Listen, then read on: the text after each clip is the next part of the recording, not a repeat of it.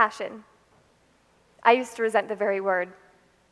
I'm fortunate and grateful to have attended a variety of leadership conferences throughout my life, but I believe it was at these conferences where this resentment of passion was planted. Ironic, I know, but being surrounded by passionate people when you yourself are not can have that effect sometimes. It seemed that each one we were pushed to find your passion, pursue it. Success and happiness will come to those who are passionate about what they do. Passion, passion, passion.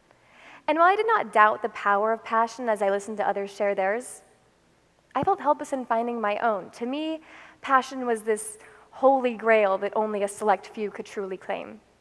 It wasn't just a strong liking or favorite pastime. It was supposed to be something that drove you to act and left you wanting even more. I remember this one activity where we got in a circle and discussed our passion, literally my worst nightmare at the time. Some people said things like dance, helping others, leadership. We were at a leadership conference after all. Luckily, I was in the middle of that group, so I had some time to come up with an eloquent response. Frantically, my mind raced. Sure, I like to dance, write, rollerblade, but then again, I like to eat mac and cheese, go shopping, and take naps. Upon coming to this conclusion, it was my turn to share. With flaming cheeks, I said, I don't have a passion. Trust me, I wasn't trying to be clever or noble. No, I was ashamed. Ashamed because admitting it was like saying that all of my past, current, and future pursuits lacked meaning. A ridiculous notion now, but that's the way it felt as I sat in that circle and listened to other people spill their guts about how much they cared about the environment or why music was their love and future career. I mean, where did these people even come up with their passions? Was their definition of passion so different from mine? What were they doing that I wasn't? Well, nothing, as I soon found out. I'm really happy that I got this opportunity to give a TEDx talk at this point in my life. Most TED Talks are given by people who are the leaders of their fields, at the apex of their careers, truly passionate people. I am not yet at that stage in my life, and I don't want to stand up here and pretend that I am. After all, I'm just 18. There's a whole lot I don't know. But what I do know is that it's okay not to have a passion, and this is how I know it.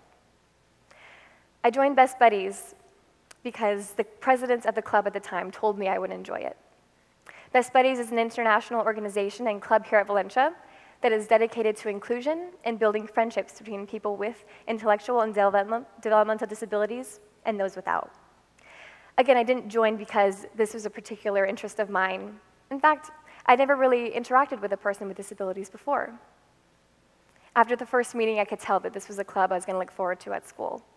I instantly made friends with some of the students with special needs and other members of the club. It wasn't long before my own buddy Jesus would come and find me at my lunch table and chat with me outside meetings, and I would periodically pop my head in to say hi to everyone as I passed their classroom. By my second year of Best Buddies, I knew that the club meant more to me than something I would just look forward to. I'm now the club president, and upon preparing for this TEDx talk, I realized just how much this club has impacted me. The theme of this whole conference is, what do you know and how do you know it?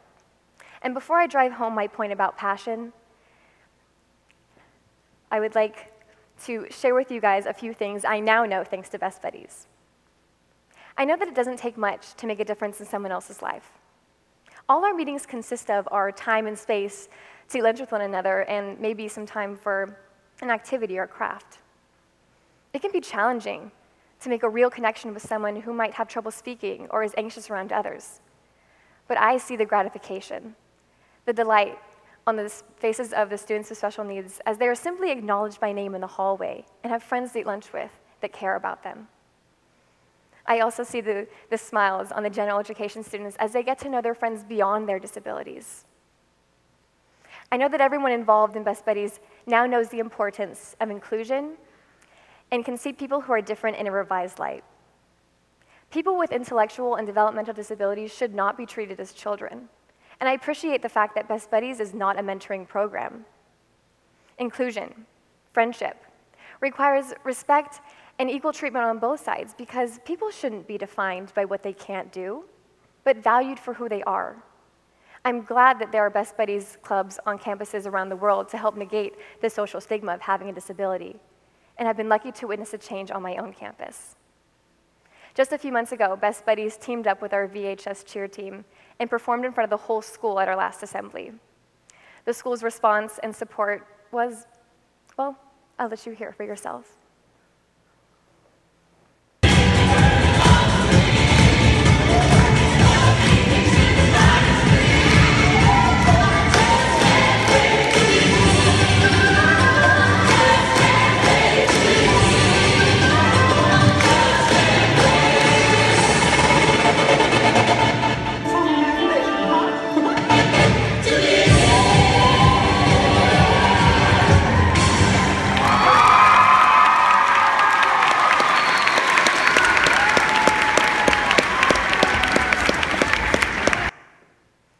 I know I want to be a part of that. I plan on majoring in occupational therapy at USC next year so that I may have a career that affords me both the reward and challenge of helping others unlock the capabilities I know they possess. So is this my passion? Maybe.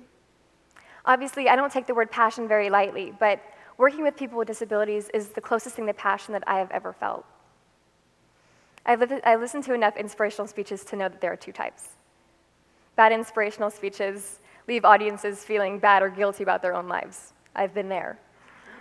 Good inspirational speeches, on the other hand, empower their audiences. I know that there are those listening to me right now that may have not identified a passion in your life yet. You might be 12, 22, or 65. But what I hope all of you can take away from my story about my maybe passion is that it's okay not to have one. It's not a requirement for happiness because, let's be honest, true passion is hard to come by. So you don't have a passion yet. That's okay. Keep on exploring. Find out what you like, what you don't like. Curiosity has no expiration date. Be excited by the endless possibilities because passion is out there. Sometimes you find your passion.